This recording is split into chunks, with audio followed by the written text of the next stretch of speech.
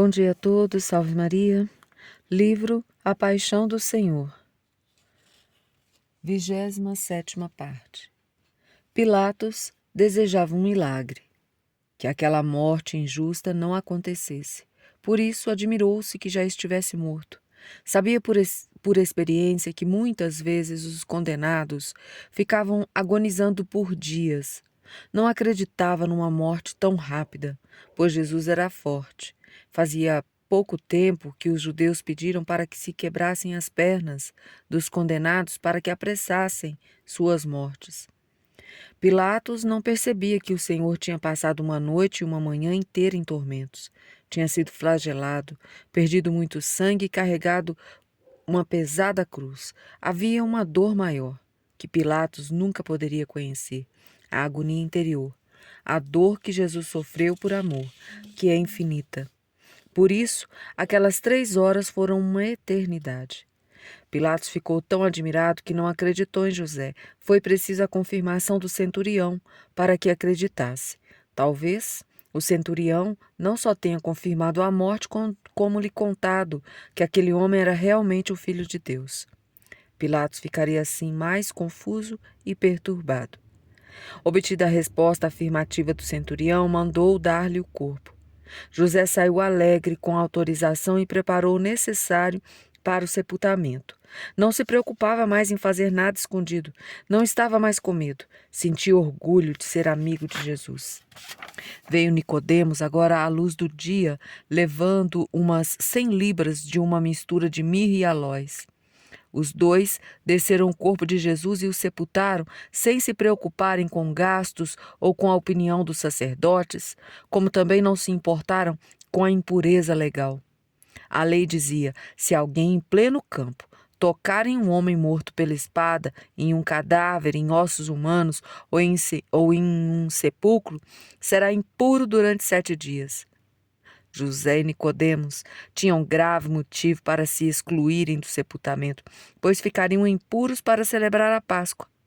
Mas a fé, a compaixão e o amor estavam acima da lei. Sabiam que não ficariam impuros. Pelo contrário, seriam limpos pela obra de misericórdia. A Páscoa não fica impura quando é renovada por meio daquele que é a origem de toda a limpeza e santidade, princípio da vida e da ressurreição. Com esta convicção, sepultaram Jesus com toda a reverência, apesar do pouco tempo disponível que tinham.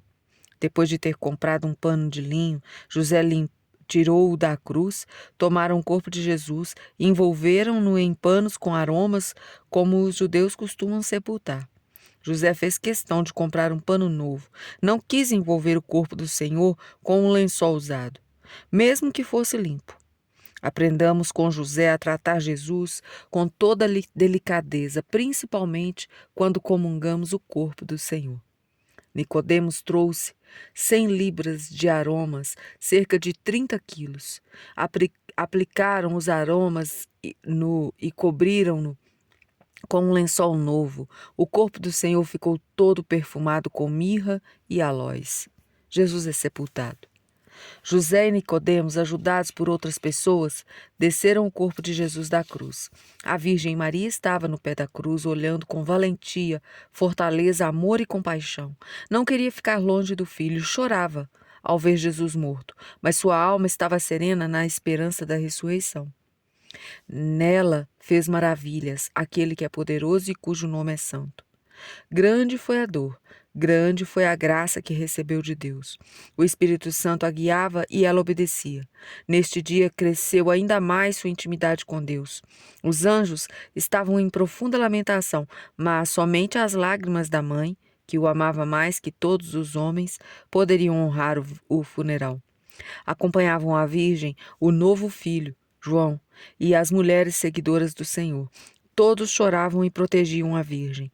Tentavam falar alguma palavra de consolo, mas estavam todos com a garganta apertada pela dor. De repente alguém falou: Maria, não chore, tudo está consumado. Seu filho saiu vencedor, todos sabem que é inocente. Fizeram a injustiça por inveja. Percebendo que as palavras a feriam ainda mais, disse: perdoa-lhes. E calou-se. Quem poderia consolar a consoladora dos aflitos? Era ela quem sabia consolar, que tinha esperança e fé. Humildemente a Virgem agradeceu os amigos que ali estavam. Todos estavam envergonhados porque, a princípio, tinham sido covardes e se escondido. Assim mesmo, a Virgem Maria agradecia-lhes. Agora pedia perdão, não com palavras, mas com atitude de carinho com o corpo de Jesus. Tarde demonstravam amor, contudo a Virgem os compreendia e ficava agradecida. Continuaram com o trabalho de desprender Jesus da cruz. Arrancavam os cravos e o peso do corpo caiu sobre eles. Amparavam com os braços e ficaram vermelhos do sangue do Senhor. Todos permaneciam em silêncio, ninguém falava nada. Depois que desceram completamente o corpo, puseram-no nos braços de sua mãe. Como um rei que volta vitorioso do campo de batalha, foi recebido no melhor trono, os braços de sua mãe. Nada podia honrá-lo mais. Ao mesmo tempo em que sentia uma dor terrível, estava orgulhosa de Jesus crucificado. Pela cruz, tinha recebido mais graças que nenhuma outra criatura. Era a bendita entre todas as mulheres. Agradeceu tudo isso e abraçou com toda a sua alma o corpo do filho. Meu filho, não me queixo pelos assassinos, porque você se ofereceu por eles. Era a sua vontade, e foi cumprida. Morreu como um valente, como filho de Deus. Como é grande a misericórdia e incompreensível a justiça. Deus foi misericordioso com os homens, enviando o Filho para morrer por eles. Amo a justiça, porque vem de Deus, embora não a compreendo totalmente. Como foi sua vontade realizar o mandato do Pai, eu acredito e sofro também. Aceita, meu Deus, o sacrifício desta mãe. Seja misericordioso com os pecadores, pois o Filho morreu por eles. Mantenho e renovo aquele oferecimento. Eis aqui a serva do Senhor. Faça-se em mim segundo a tua palavra. Todo o peso dos pecados Maria sentia por estar Jesus em seus braços. Com a força do Espírito Santo, manifestou todo o seu amor e o desejo de salvar a cada um. Jesus é o mediador e o redentor da humanidade. E ela, se unindo ao Filho, tornou-se nossa mediadora e advogada, corredentora com Cristo. No lugar em que foi crucificada havia um jardim.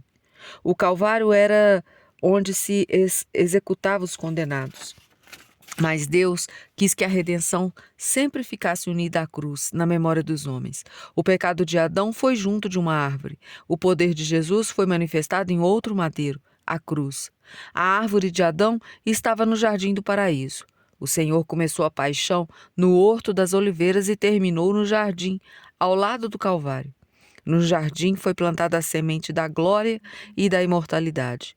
Havia no jardim um sepulcro novo, em que ninguém ainda fora depositado, escavado na rocha. Pertencia a José de Arimateia, que tinha mandado talhar para si na rocha. Em toda a vida terrena, Jesus foi pobre. Tiveram os amigos que forneceram um pano e um sepulcro. José e Nicodemos usaram bem as riquezas, sepultando o corpo do Senhor com toda a dignidade. José foi muito generoso, pois aquele sepulcro fora esculpido para ser usado em seu descanso. Jesus não teve nada, e aquele sepulcro também não seria seu, pois ao terceiro dia ressuscitaria. Chegando ao horto, ungiram o corpo de Jesus com mirra e aloés, trazida por Nicodemos. O local era mais digno para se fazer os preparativos do enterro. Envolveram o corpo com um lençol e depositaram no banco de pedra, dentro do sepulcro. Sobre a cabeça colocaram um sudário, segundo o costume de enterrar os judeus. Foi ali que depositaram Jesus por causa da preparação dos judeus. Não havia mais tempo, fizeram o melhor que podiam. Começava a anoitecer. Foi comovente que tudo fosse novo. O lençol novo e limpo representava a pureza e a limpeza das almas que vão receber seu corpo.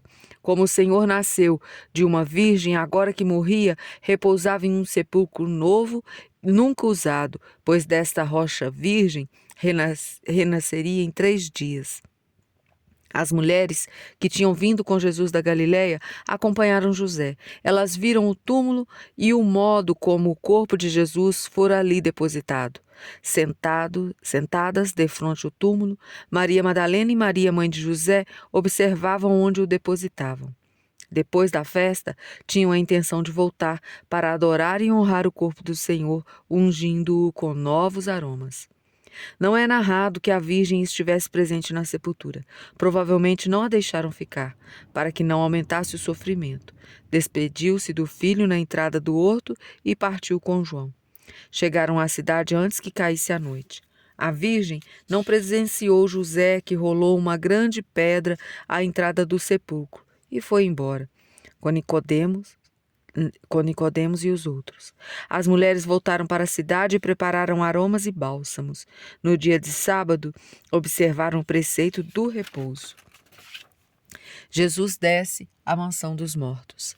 A porta do céu estava fechada. Com a morte de Jesus, rasgou-se o véu e foi aberto o caminho da glória. São Jerônimo diz que o sangue de Jesus Cristo é a chave do paraíso. A terra dos homens foi perdida por Adão, mas o novo Adão renovou a terra e a devolveu aos homens. Ainda não estava estabelecido o reino dos céus. As almas que haviam morrido ficavam presas em estado de espera. Os méritos de cada alma são diferentes, assim como o lugar onde estavam presas. As que morriam, odiando a Deus, eram levadas para o inferno. Outras, com pecados menores, ficavam no purgatório. Mas as almas que tinham pagado suas culpas com as penas desta vida não podiam entrar no céu enquanto não fosse saldada a dívida comum da humanidade. O Evangelho narra que as almas justas eram levadas ao seio de Abraão, porque neste local estava o santo patriarca e os que mantinham a fé, continuavam a ser seus filhos. Antes da morte de Jesus, não era possível ver Deus, era necessário que sofressem a pena de esperar. Onde aguardavam é um mistério. O Evangelho relata que os justos e os condenados ficavam separados. Na parábola do rico avarento, foi levado para o inferno e, estando no tormento, levantou os olhos e viu de longe Abraão e Lázaro. Pediu a Abraão que Lázaro viesse aliviar sua sede e depois avisasse seus irmãos que existia o inferno para que pudessem evitar a condenação. Mas Abraão disse que era impossível, pois há entre nós e vós um grande abismo, de maneira que os que querem passar daqui para vós não podem, nem os de lá passar para cá. Está registrado em São Lucas 16, versículo 26. Quando Jesus morreu na cruz, desceu para libertar as almas dos justos que estavam esperando. Rompeu as cadeias e resgatou todos os justos. Foram muitos os resgatados para a vida eterna. Havia passado milhares de anos e muitos reis, patriarcas, profetas e anônimos estavam esperando o Messias. O triunfo foi estrondoso, festejado, porque na cruz foi destruído o império do inferno. Jesus desceu pessoalmente como Senhor e Rei para buscar os justos. As almas que pagavam suas dívidas no purgatório alegravam-se, pois agora estavam mais perto da liberdade e da glória. O inferno estremeceu com o triunfo do Redentor, tremeu de ódio e inveja, para que ao nome de Jesus se dobre todo joelho no céu, na terra e nos infernos. E amanhã vamos ler o último capítulo da Paixão do Senhor. A todos, salve Maria.